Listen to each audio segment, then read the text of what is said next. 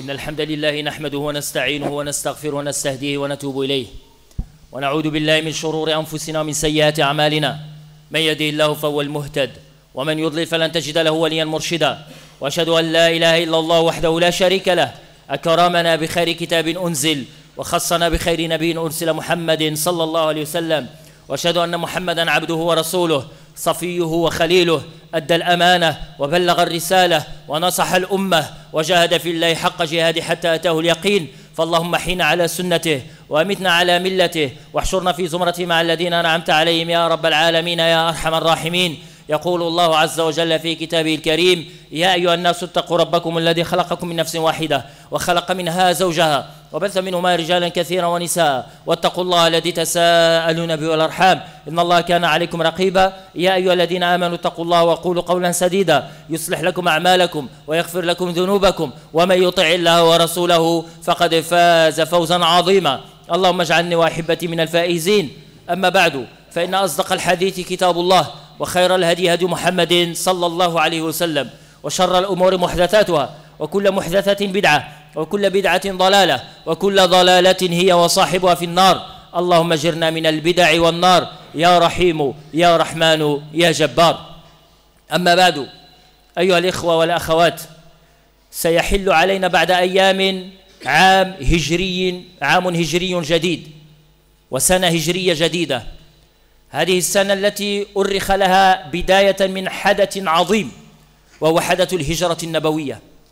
وكنا قد دشنا الاحتفال أو التذكير، حقيقة التذكير بقضية الهجرة من خلال اللقاء الشهري السادس الذي نظم في هذا المسجد حول معاني والدروس التي ممكن أن نستلهمها وأن نأخذها وأن نقتبسها من هذا الحدث العظيم وهو حدث هجرة النبي صلى الله عليه وسلم من مكة إلى المدينة. وبهذه المناسبة فإننا نشكر كل القائمين من إخوة وأخوات على الجهود التي بذلوها من أجل إنجاح اللقاء الشهري السادس الذي مضى في السبت الماضي. Donc, il faut savoir que bientôt, Inch'Allah, c'est la nouvelle année de l'Hijr. Et c'est la nouvelle année dans le calendrier lunaire, le calendrier musulman. Ça commence, et le repère historique, c'est par rapport à un événement qui est très important dans la vie de la communauté et de l'humanité entière. C'est l'immigration de notre prophète Mohammed sallallahu alayhi wa sallam de la Mecque vers Médine. Et nous avons organisé une rencontre mensuelle. Le sujet de la dernière rencontre mensuelle, la 6e rencontre, c'était autour de l'immigration. Les leçons qu'on doit tirer de cet événement, de cette immigration, de prophète Mohammed sallallahu alayhi wa sallam. Et par l'occasion, on remercie tous les frères et toutes les sœurs qui ont contribué pour la réussite de cette rencontre qui était vraiment réussie. Et aujourd'hui, Inch'Allah Ta'ala, on va parler, c'est avant l'immigration de prophète Mohammed sallallahu alayhi wa sallam. يعني اليوم فقط تذكير بالواقع الذي كان يعيشه محمد صلى الله عليه وسلم بمقدمات الهجرة بأسباب وملابسات وحيثيات هجرة النبي صلى الله عليه وسلم.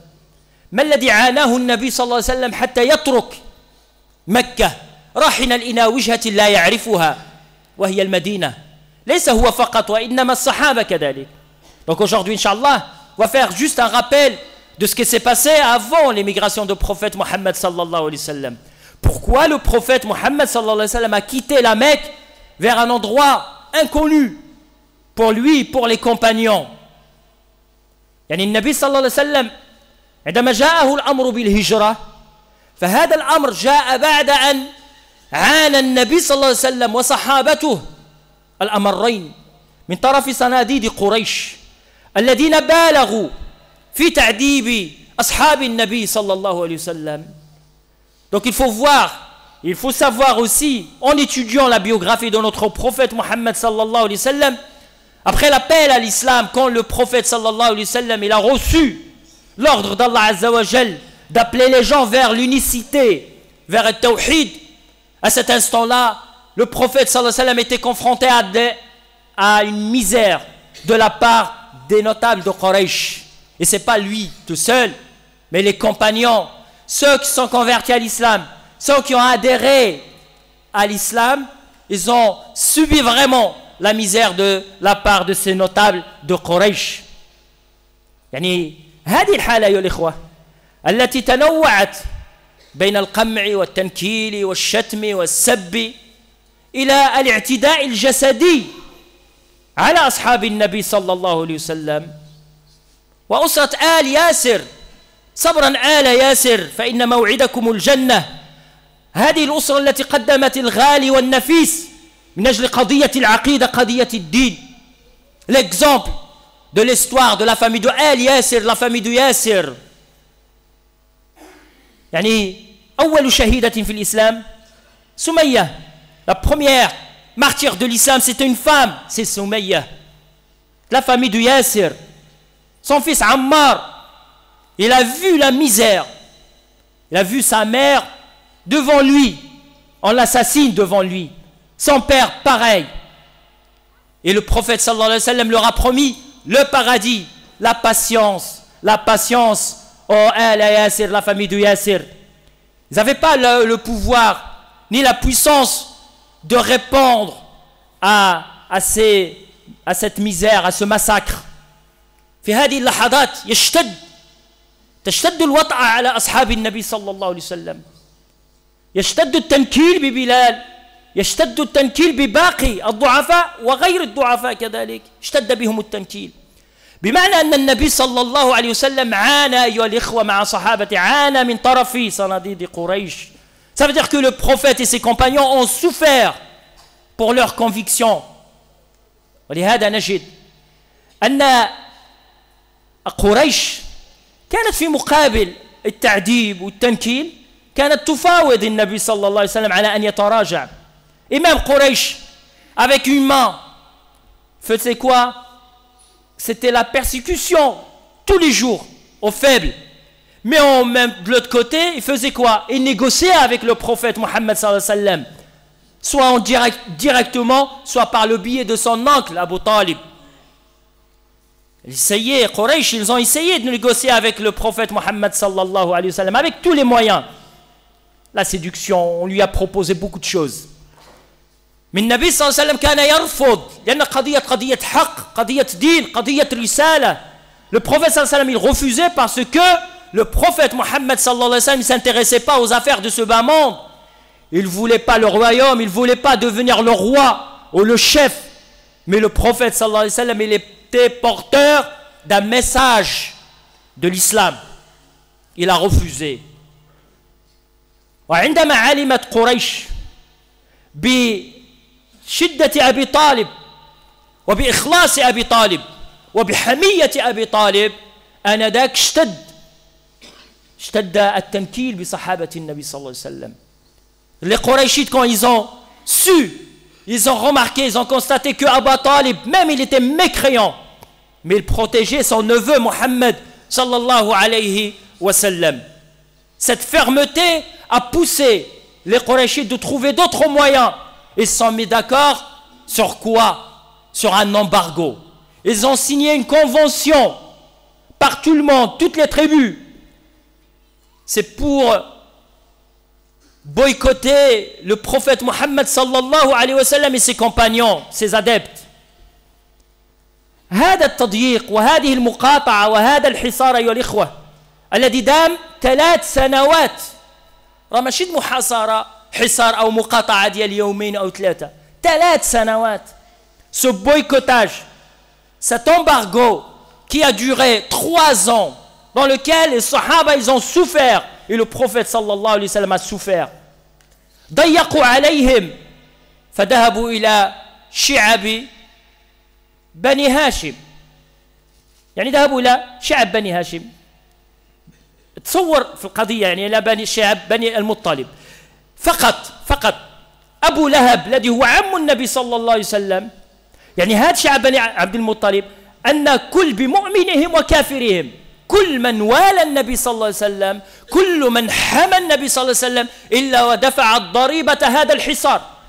Tous ceux qui sont alliés au prophète Mohammed sallallahu alayhi wa sallam, ceux qui ont défendu le prophète Mohammed sallallahu alayhi wa sallam, même ils étaient mécréants, ils ont payé cher pour cet embargo.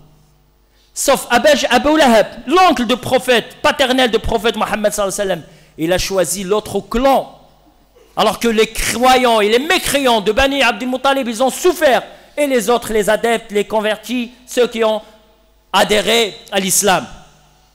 Vous imaginez qu'on interdit tout acte de commerce, ni se marier avec eux, ni accepter quelqu'un quand il demande votre fille au mariage, il ne faut pas l'accepter. C'était des règles, des engagements pris par ces notables et toutes les tribus. والنبي صلى الله عليه وسلم يتألم والصحابة يتضورون جوعا لا يجدون ما يأكلونه بأموالهم ولكن لا يجدون ما يأكلونه. Avec même leurs biens, leur argent, ils n'arrivaient pas à acheter de quoi nourrir leurs enfants qui pleuraient toutes les nuits. هذا حال أيها الإخوة. هذا الدين راه ما جاش هكذاك مجانا كما نتصوروا احنا في اللوكس. هذا الدين أيها الإخوة جاء بالمشقة، جاء بالتضحية، جاء بالتعب. Il y a du sacrifice là-dessus. Il faut comprendre que cette religion n'est pas venue comme ça. Le luxe 5 étoiles. Le prophète sallallahu alayhi wa sallam, il y a eu cet embargo commercial sur tous les plans sociaux. C'est pour marginaliser le prophète sallallahu alayhi wa sallam. La coupure, la rupture sociale, économique, c'est pour souffrir. وهذا حال الذي عزيمته أيها الإخوة عزيمة قوية إيمانه قوي لم يتردد. Il n'y avait aucune hésitation de la part du prophète Mohammed sallallahu alayhi wa sallam, ni celle de ses compagnons. ولهذا تجد يعني تحكى أيها الإخوة حالات. السهيلي في رواية قال يعني كان النبي صلى الله عليه وسلم في حالة الحصار، كان لما يريد النبي صلى الله عليه وسلم أو الصحابة أنهم كانوا يريدون عندما يسمعون ببعير أتت قافلة تجارية فكانوا يأتونها في مكة، يأتون لأجل أن يشتروا أشياء. فكان أبو جهل يتصدى للقافلة فيقول إنكم تعلمون مالي ووفاء ذمتي، ارفعوا الثمن حتى لا يشتروا شيئا منكم وأنا ضامن لكم. هذا أبو جهل. يعني تصور هذه الحالة، أنت بمالك لا تستطيع ويزايد عليك الإنسان، وأبو جهل هو الذي يضمن ربحها تجارة القوافل. فيرجع الصحابي من دون أن يشتري شيئا.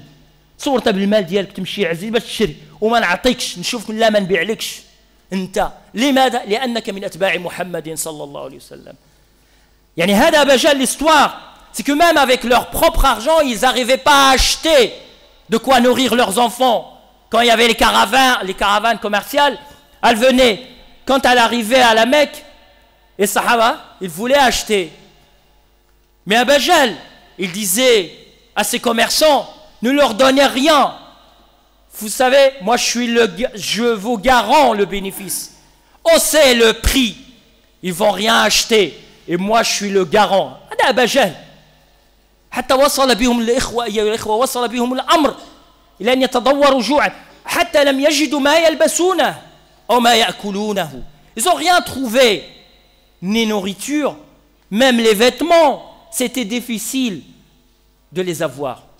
يعني في رواية عن يونس عن سعد بن وقاص. سعد بن وقاص في ليلة خرج يتبول فسمع قعقعة تحت البول.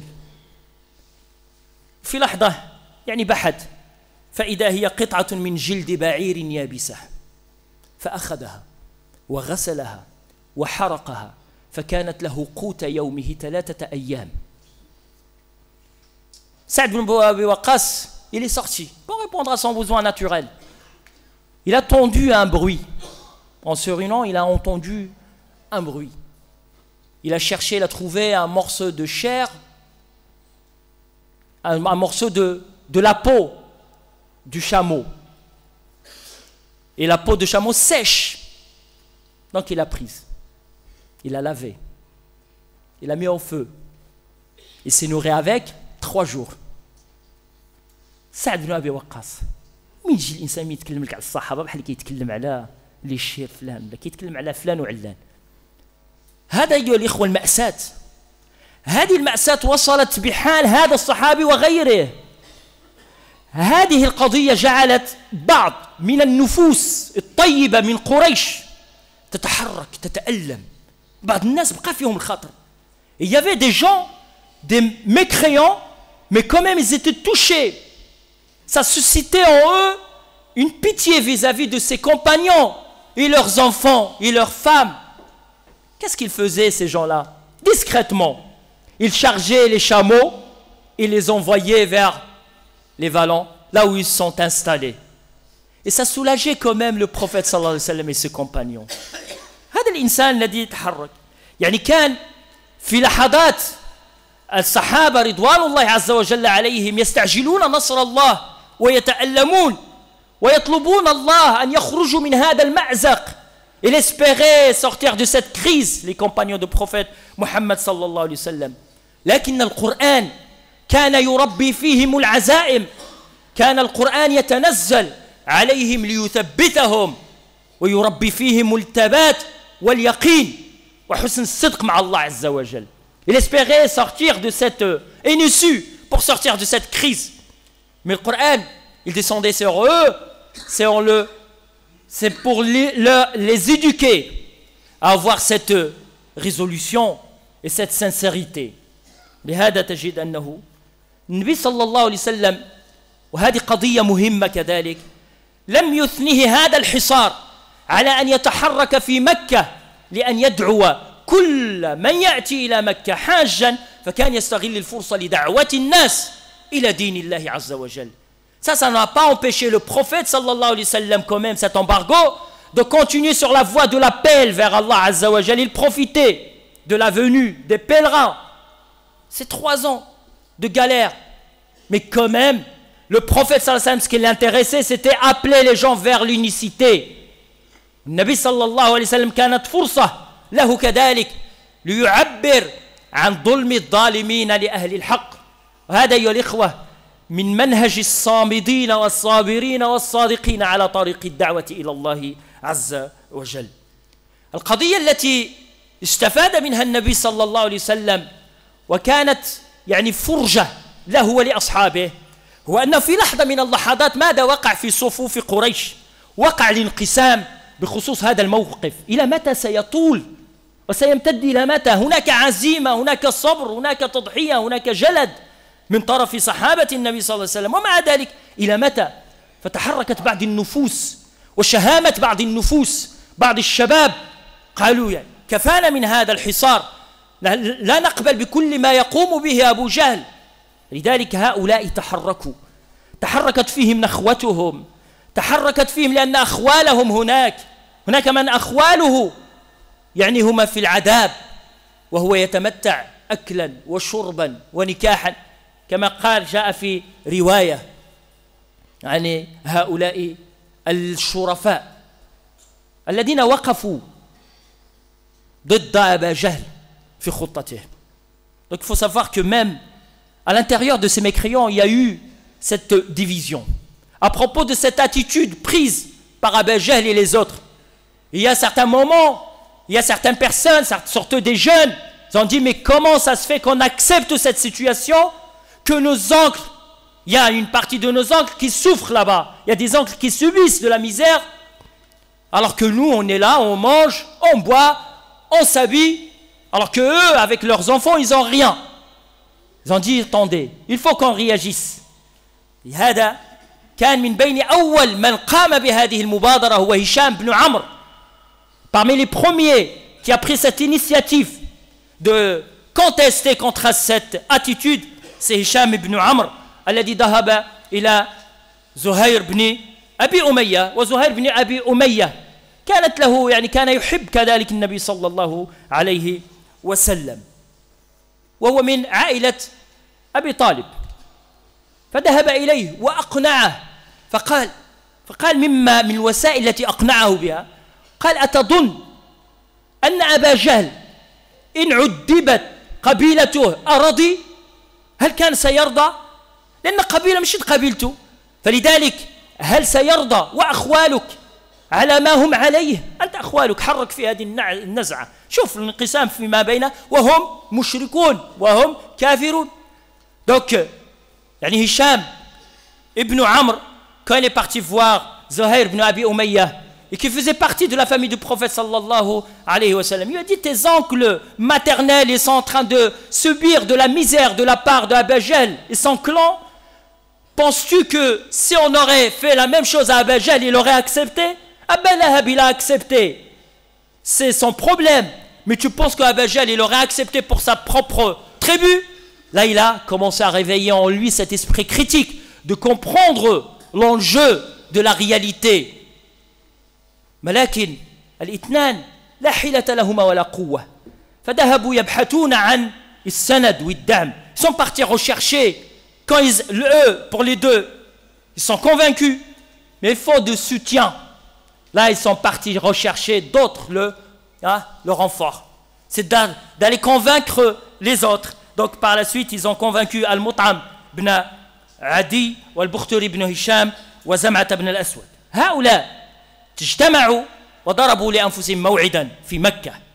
ضربوا لأنفسهم. Ils sont convaincus, ils sont partis, ils se sont engagés sur un rendez-vous. Et un lieu de rendez-vous, c'était Al-Makka, là où c'est affiché. Cette convention, elle était affichée, ce document, il était affiché. فهناك وقع التحدي. وهناك أيها الإخوة أول من قام بالتحدي هو الزهير بن أمية. يعني هذا زهير طاف بالبيت وأعلن في الناس أنه لن يقبل بهذه الوضعية وهو على كفره وهو على شركه. Zuhair ibn Abi, il a annoncé, il a déclaré, il a fait un tour autour de Kaaba, il a déclaré à tout le monde que ce qui se passe à ces gens-là, c'est de l'injustice. Et à cet instant, Abu Jahl, il a dit, t'as tort. Et les autres jeunes, ils sont intervenus. Ils ont dit que c'est toi, Abu Jahl, qui as tort. Et nous, nous avons raison. Parce que c'est de l'injustice. فذهب هشام ابن عمرو لأن يحرق تلك أو أن يمزق تلك الصحيفة فوجد الأرض قد أكلتها إلا باسمك اللهم. Hisham ibn Amr, quand il est parti déchirer ce document, il a trouvé un termite qui a rangé la grande partie de ce document, sauf un endroit, l'en-tête, où c'est marqué Bismikallahum. Et c'était dans leur coutume, pour écrire les documents, écrire Bismikallahum. C'est ça, cette formule, elle n'a pas été touchée. فالحصار أيها الإخوة دام 3 سنوات 3 سنوات معاناة. تصوروا هذا المحنة واش النبي صلى الله عليه وسلم لما بلغ الرسالة كان في هذا العناء. ولذلك النبي صلى الله عليه وسلم الذي طبعه وطبع صحابته والثبات واليقين في صدق الرسالة والرسول. أقول قولي هذا واستغفر الله لي ولكم فادعوه يستجب لكم. بارك الله فيكم.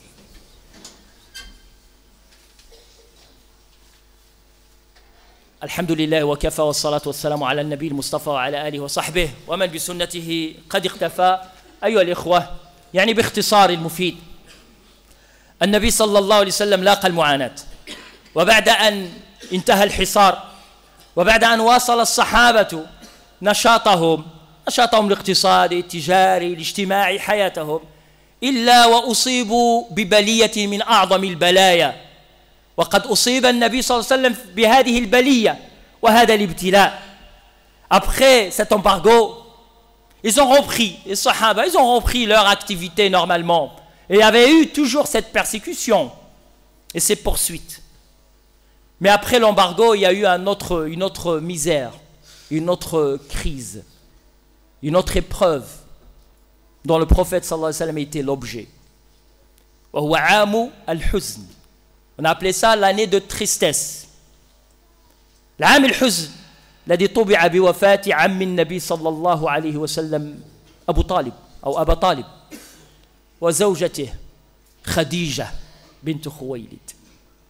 الدعم المادي النفسي التربوي والدعم الخارجي فقد. Son soutien moral, psychologique, matériel et même son soutien au niveau, si on peut dire, utiliser le terme diplomatique, au niveau des négociations à l'échelle externe, extérieure, le prophète il les a perdus. وهي الإخوة هذا من قوة الابتلاء، لأن القضية قضية رسالة ليست قضية أشخاص. هذا الدين ينصر لأن الله عز وجل هو الذي أرسله لأنه ليس مرتبط باسم فإن نصر باسم أبي طالب فسيحسب لأبي طالب لكن الله عز وجل أراد أن يذكر البشرية بأن هذا الدين هو منصور من الله فإن عدمت النصرة البشرية فإن هناك النصرة الإلهية التي ستتدخل الله عز وجل كان يهيئ النفوس لاستقبال قدر الله عز وجل وقدرة الله عز وجل. Quand le prophète sallallahu alayhi wa sallam a perdu son oncle et sa femme, c'est dans le but aussi, dans l'objectif. C'était difficile pour lui parce que le prophète quand même, et c'est un être humain, prendre sa femme, prendre son oncle comme ça le jour au lendemain, c'était difficile. Mais Allah Azza wa Jalla nous a enseigné à travers ça, cette épreuve, que l'islam et la religion n'allaient pas lier à un tel ou à un tel aux personnes, pas du tout. C'est qu'après, quand il n'y a pas le soutien de l'être humain, et il y a le soutien de divin, Allah Azza wa Jal. لذلك تصوروا في هذه المعاناة النبي صلى الله عليه وسلم يشتد وتشتد عليه المعاناة. النبي صلى الله عليه وسلم في القصة التي كان تعرفونها عن ابن مسعود أن النبي صلى الله عليه وسلم كان يصلي في الكعبة فأبو جهل وأصحابه ينظرون إليه فقالوا من يأتي بسلا جزور قد ذبحت البارحة الأمعاء وهذيك الكرشة هذيك الشيء كامل كاع اللي تذبح ويضعها على بين كتفي النبي هذا الرسول محمد صلى الله عليه وسلم. L'histoire dès que Muhammad sallallahu alayhi wa sallam a perdu son oncle, là où ils ont amplifié les châtiments et la misère et les persécutions. Et Ibn Mas'ud il raconte une histoire, il a assisté à cette histoire-là. Il dit que le prophète sallallahu alayhi wa sallam en faisant la prière, un jour, il y avait Abu Jahl et les autres, ils se moquaient de lui.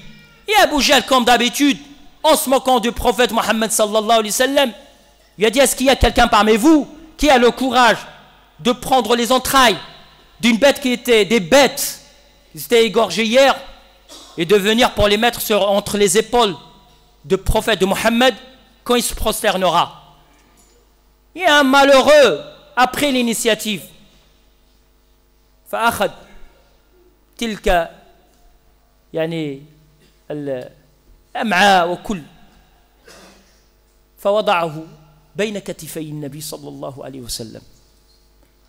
ابن مسعود يقول ليس لي حيلة ليس لي منعة ليس لي حماية لو كانت لي حماية لوضعتها عنه وهو يتألم والنبي صلى الله عليه وسلم ساجد إلى أن تحرك رجل وذهب إلى فاطمة وهي جويرية صغيرة وتأتي وتنزع كل تلك الأوساخ عن ظهر أبيها محمد صلى الله عليه وسلم وتوجهت بسب هؤلاء وبشتم أبا جهل وحاشيته. Parce qu'à un moment, il y avait tout le monde, mais il n'y a personne qui a bougé, sauf un homme, il est parti voir la fille de Muhammad sallallahu alayhi wa sallam. Petite fille, elle avait quel âge à ce moment-là? Elle est venue et elle a vu son père dans cet état, en se prosternant, toujours. Et elle a enlevé cette saleté. Et à cet instant-là, elle se dirigea vers Abu Jahl. Il les a insultés. والنبي صلى الله عليه وسلم بعدما انتهى من صلاته فيه ألم أيها الإخوة فدعا على قريش اللهم عليك بقريش اللهم عليك بقريش اللهم عليك بقريش فلما سمعوا دعاءه سكتوا عن الضحك توقفوا عن الضحك. Ils riaient, ils étaient contents, mais quand ils ont entendu le prophète faire l'invocation Allahumma occupe-toi ya Allah de Quraysh, ils se sentaient, ils ont su que c'est vrai, c'est du sérieux. ثم توجه النبي صلى الله عليه وسلم بخاصة الدعاء فقال اللهم عليك بأبي جهل بن هشام وعتبة بن ربيعة وشيبة بن ربيعة والوليد بن المغيرة بن عتبة وأمية بن خلف وعقبة بن أبي معيط. فيقول ابن مسعود وذكر سابعا لم أذكره ابن مسعود ثم قال فوالله إني رأيت كل من ذكره النبي صلى الله عليه وسلم في دعائه في معركة بدر قتلى. هذا الصدق ديال الرسالة ديال النبي صلى الله عليه وسلم. محمد الذي تألم، محمد الذي تعذب، صحابته الذين تألموا أيها الإخوة. هذا الحصار، هذه المقاطعة كانت تفتح على محمد صلى الله عليه وسلم آمال أخرى، أن يتحرك في البشرية وأن يفتح آفاق أخرى للدعوة وأن يبحث عن سبيل آخر للدعوة، هو الهجرة إلى الطائف للبحث عن من يسمع دعوته.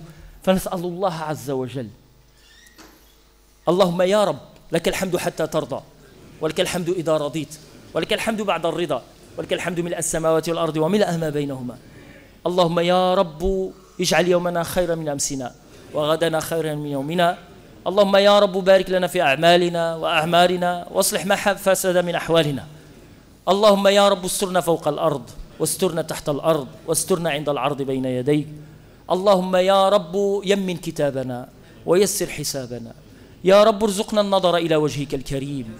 يا رب ارزقنا صحبة حبيبك محمد صلى الله عليه وسلم في أعلى عليين. اللهم انصر إخواننا في سوريا، اللهم كن لهم معينا وظهيرا ووليا ونصيرا. اللهم إن هناك مرضى، اللهم اشفهم وعافهم، اللهم اشفهم وعافهم. اللهم رب الناس أذهب الباس، اشف أنت الشافي، لا شفاء إلا شفاؤك، شفاء لا يغادر سقما. فيه إخوة أزواج لم يتمكنوا بأن يكون لهم أولاد، فنسأل الله عز وجل أن يرزقهم الذرية الصالحة. Il y a des deux couples ici, ils n'arrivent pas à avoir des enfants, ils nous demandent de faire ad-dua et ne les oubliez pas pour dans vos invocations, Inch'Allah Ta'ala, surtout pendant les prosternations. Faites ad-dua parce que c'est une grande ni'ma d'avoir des enfants, Inch'Allah Ta'ala. فاللهم يا رب ارزق هؤلاء الأزواج، ارزقهم الذرية الصالحة التي تعبدك وتطيعك وتعصى الشيطان. اللهم يا رب أمنا في هذا البلد. اللهم يا رب ارحمنا وارحم والدينا وارحم من له الحق علينا برحمتك يا أرحم الراحمين يا رب العالمين. إن الله يأمر بالعدل والإحسان وإيتاء ذي القربى وينهى عن الفحشاء والمنكر والبغي يعظكم لعلكم تذكرون.